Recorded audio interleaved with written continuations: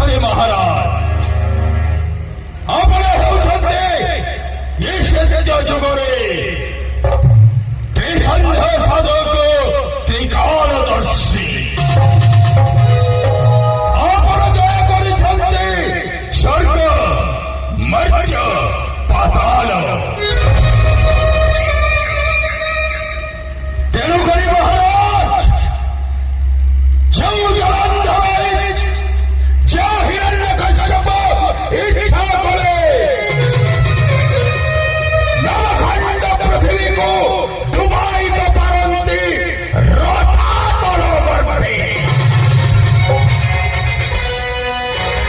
ଯେଉଁ ହିରଣ୍ୟକଶ୍ୟପ ଆଖିର ପଲକ ମାତ୍ରକେ ଚଳ ବାୟୁ ଭୁବନ ସ୍ତମ୍ଭୀଭୂତ।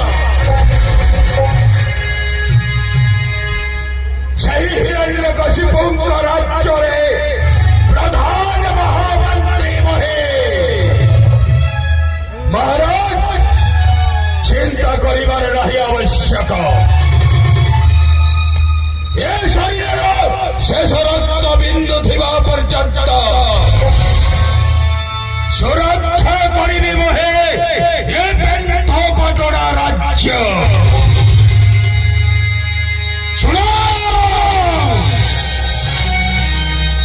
ଦକ୍ଷ ରକ୍ଷ ଗନ୍ଧର୍ବ କିନ୍ନର ନ ମାନିବି ଇନ୍ଦ୍ରଚନ୍ଦ୍ର